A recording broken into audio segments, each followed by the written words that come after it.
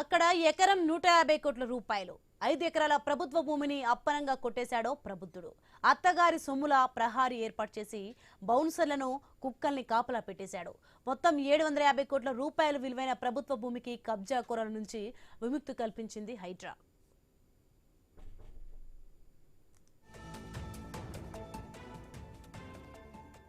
ఇక హైదరాబాద్ లోని బంజారా హిల్స్ లో ఉంది ఈ ప్రభుత్వ స్థలం. ఇక్కడ 5 ఎకరాల్లో జలమండలికి 1.20 ఎకరాలను గతంలో ప్రభుత్వం కేటాయించింది.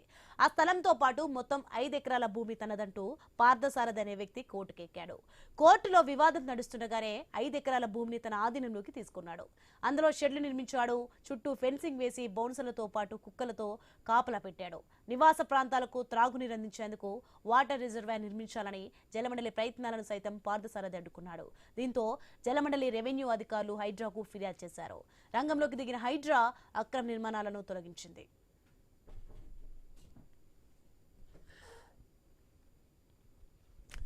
ఇక ఫేక్ సర్వే నెంబర్ ను క్రియేట్ చేసిన పార్థసారథి ప్రభుత్వ భూమి కొట్టేసే ప్రయత్నం చేస్తున్నాడని హైడ్రా చెప్తోంది. అతనిపై బంజారా హిల్స్ పోలీస్ స్టేషన్ లో రెవెన్యూ అధికారులు జలమండలి 4 క్రిమినల్ కేసులు పెట్టారు. 403 సర్వే నెంబర్లో ప్రభుత్వ భూమి ఉంటే 403/52 సర్వే నెంబర్ వేసి ఆక్రమణలకు పాల్పడినట్లు హైడ్రా గుర్తించింది. అన్రిజిస్టర్డ్ సేల్ డీడ్ తో 5 ఎకరాల ప్రభుత్వ భూమి తనదంటూ పార్థసారథి క్లెయిమ్ చేస్తున్నట్టు హైడ్రా అధికారులు నిర్ధారణకు వచ్చారు. షేక్పేట్ రెవెన్యూ అధికారుల అభ్యర్థన మేరకు భారీ బందోబస్తు మధ్య ఆక్రమణలు తొలగించారు.